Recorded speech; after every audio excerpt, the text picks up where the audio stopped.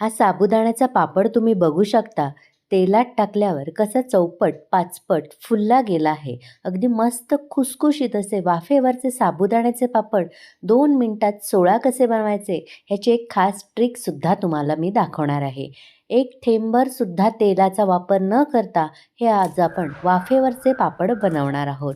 असे मस्त खुसखुशीत साबुदाण्याचे वाफेवरचे पापड खायला सर्वांनाच आवडतात. पण हे पापड वाफवताना चिकटू नये म्हणून आपण तेलाचा वापर करतो आणि 2 ते 3 महिन्यात ह्याला लगेचच खवट असा वास यायला सुरुवात होते.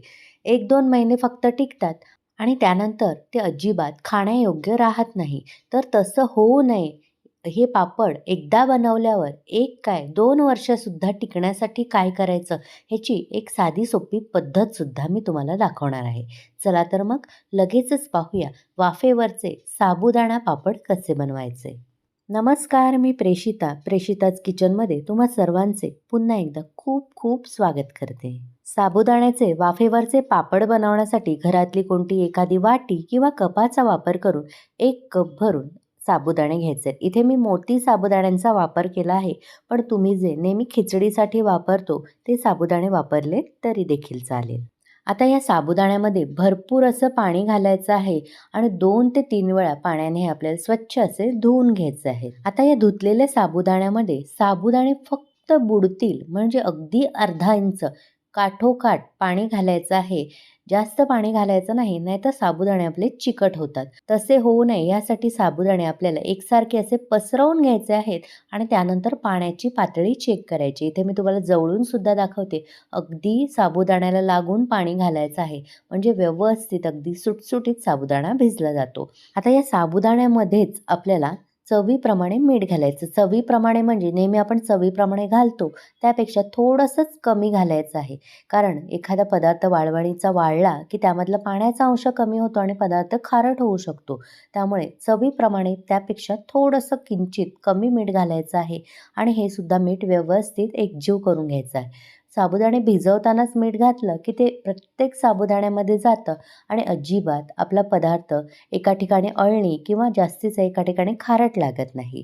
आता पुन्हा एकदा व्यवस्थित हाताने हे असं एकजीव करून घ्यायचं, पसरवून घ्यायचं व्यवस्थित आणि झाकण लावून साधारण कमीत कमी 4 ते 5 तास किंवा रात्रभर हे साबुदाणे भिजत घालायचे आहेत. मी इथे रात्रभर साबुदाणा भिजत घातलेला आणि दुसऱ्या दिवशी तुम्हाला मी दाखवते. बघू शकता प्रत्येक साबुदाण्याचा दाणा कसा मोकळा सुटसुटीत झाला आहे. अगदी मोत्याप्रमाणे असा सुटसुटीत होण्यासाठीच पाण्याचं प्रमाण योग्य असणं गरजेचं आहे. अजिबात चिकट साबुदाणा झाला नाही पाहिजे. आता हा साबुदाणा एखाद्या चमच्याने आपल्याला व्यवस्थित असा एकजीव करून घ्यायचा आहे. आता लगेचच ह्याचे आपण पापड बनवून घेऊया. त्यासाठी इथे मी वेगवेगळी भांडी घेतली आहेत आणि त्यामध्ये थोडा थोडा साबुदाणा काढून घेणार आहे. आज मी रंगीबेरंगी साबुदाण्याचे पापड बनवणार आहे, पण तुम्हाला फक्त रंग न वापरता सफेदच पापड बनवायचे असतील तर डायरेक्ट तुम्ही बनवू शकता. पण आज मी थोडेसे असे 3-4 चमचे काढून घेणार आहे वेगवेगळ्या भांड्यामध्ये आणि त्यामध्ये रंग घालणार आहे खाण्याचा. तुमच्या घरामध्ये जे उपलब्ध खाण्याचे रंग आहे किंवा तुमच्या आवडीचा रंग तुम्ही यामध्ये मिसळू शकता. फक्त 2 ते 3 ड्रॉप्सच आपल्याला घालायचे आहेत. इथे मी लिक्विड रंग घेतला आहे खाण्याचा, पण तुमच्याकडे पावडर स्वरूपात रंग असेल तर त्यामध्ये 1-2 चमचे पाण्याचा थेंब घालायचा आणि त्यानंतर यामध्ये मिसळून घ्यायचा. इथे सुरुवातीला मी गुलाबी रंग, केशरी रंग आणि हिरवा रंगसुद्धा अशाच पद्धतीने 2-2 थेंब घालून बनवून घेतला आहे. आणि पांढऱ्या रंगाचे साबुदाणे ह्याचे सुद्धा आपण प्लेन असे पापड करणार आहोत. आता हे पापड शिजवण्यासाठी आज आपण कुठेही प्लेटचा वापर करणार नाही आहोत, तर इडली पात्रामध्ये हे पापड शिजवून घेणार आहोत.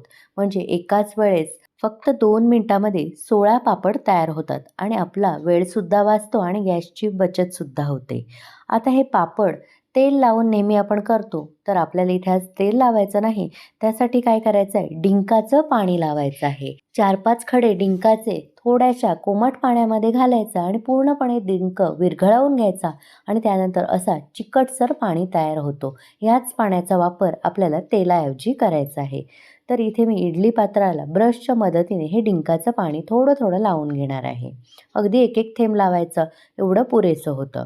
आता यामध्ये एक एक चमचा हे साबुदाणे घालायचे आणि जेवढे पातळ अगदी एकाला एक लागून साबुदाणे पसरवता येतील तेवढे पसरवून घ्यायचे. हाताने सुद्धा करू शकता किंवा हाताला जर चिकटत असतील तर चमच्याने सुद्धा असे पसरवू शकता. म्हणजे साबुदाण्याचा प्रत्येक दाणा फुलला जातो. पातळ अगदी मस्त साबुदाणा खुसखुशीत तयार होतो.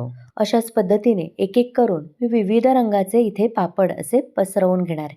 जास्त साबुदाणे सुद्धा इडली पात्रामध्ये घालायचं नाही आहे.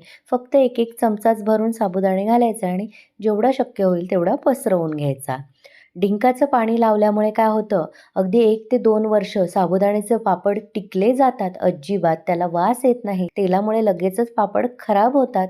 काही महिन्यातच आपल्याला ते संपवावे लागतात. वर्षभर टिकतच नाही. आणि दुसरी महत्त्वाची गोष्ट म्हणजे डिंकाचं पाणी लावल्यामुळे या इडली पात्राला ते चिकटत सुद्धा नाहीत आणि साबुदाण्याचा पापड अगदी चौपट, पाचपट फुलला सुद्धा जातो. इथे मी विविध रंगाचे सर्व पापड बनवून घेतले आहेत. एक्स्ट्राचा लाल रंग आणि पिवळ्या रंगाचे सुद्धा बनवून घेतले आहेत. आता हे पापड इडली पात्रामध्ये वाफवण्याच्या आधी स्टँडमध्ये कसे लावायचे ते बघूया. त्यासाठी सर्वात खालचं जे इडली पात्राचं भांडं आहे ते लावून घ्यायचं आणि वरचं भांडं असं लावायचं की या छिद्राच्या वरचा पापड येईल अशा पद्धतीने लावून घ्यायचा. म्हणजे वरच्या प्लेटचं पाणी खालच्या प्लेटवर पडत नाही आणि अगदी वरचा पापडसुद्धा व्यवस्थित वाफला जातो आणि खालचा पापडसुद्धा अगदी व्यवस्थित वाफला जातो. ते पण अगदी एकाच वेळेस. स्टीमरमध्ये इथे मी पाणी चांगलं खळखळून उकळवून घेतलं आहे. यामध्ये हे आपल्याला इडली पात्राची भांडी ठेवायची आहेत आणि झाकण लावून मोठ्या आचेवर फक्त 2 मिनिटाची वाफ घ्यायची आहे. इथे बरोबर 2 मिनिटं झाली आहेत. आता लगेचच गॅस बंद करायचा, झाकण काढून घ्यायचं आणि हा स्टँड आपल्याला पात्रामधून बाहेर काढून घ्यायचा आहे आणि पुढचे 2 मिनिटं गार करून घ्यायचं आहे. स्टँड इथे पूर्णपणे गार झाला आहे. पापडसुद्धा गार झाले आहेत. आता इथे मी जाड पॉलिथिनची पिशवी घेतली आहे.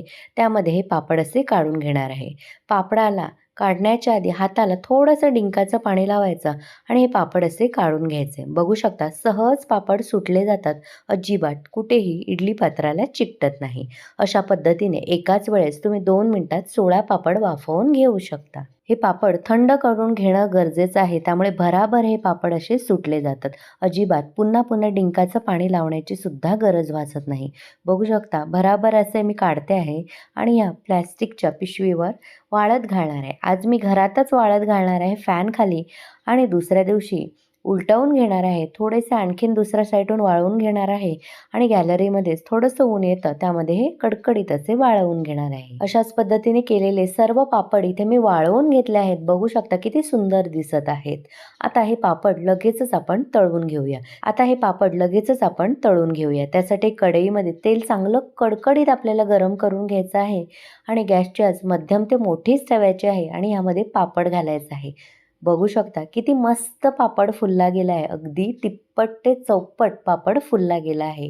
तुम्हाला माझी ही आजची वाफेवरचे साबुदाण्याचे पापड खास ट्रिकने करण्याची पद्धत कशी वाटली? आवडली असेल तर नेहमीप्रमाणे एक लाईक, शेअर करा. प्रेषिताच किचनला सबस्क्राईब करून नोटिफिकेशनचं ऑलचं बटन दाबायला विसरू नका. जेणेकरून माझ्या अशाच सर्व रेसिपी तुम्हाला लगेचच पाहता येतील. इथे मी एक एक करून काही पापड तळून घेतले आहेत. प्रत्येक पापड तुम्ही बघितला असेल किती मस्त फुलला गेला आहे. हे पापड मी तुम्हाला चुरून सुद्धा दाखवते. बघू शकता किती मस्त आणि खुसखुशीत तयार झाले आहेत. हे आताचे पापड मी तुम्हाला दाखवलेच, पण हे 4-5 पापड उरलेले बघू शकता. मी हे गेल्या वर्षी केलेले ह्याच पद्धतीने. वर्ष झालं आहे तरी अजून जसेच्या तसे पापड राहिले आहेत. अजिबात कुठेही त्याला वास नाही, कारण तेलाचाच वापर केलेला नाही. हे पापड मी तुम्हाला ह्यासाठी दाखवले की तुमच्या मनात शंका राहायला नको. मी सांगितलेल्या पद्धतीने तुम्ही असे पापड करून बघा. 100 काय 200% खुसखुशीत होतात आणि वर्षानुवर्ष तसेच टिकतात. चला तर मग पुन्हा भेटू अशाच मस्त स्वादिष्ट भरपूर टिप्स आणि आणखी एका नवीन रेसिपीसह. धन्यवाद.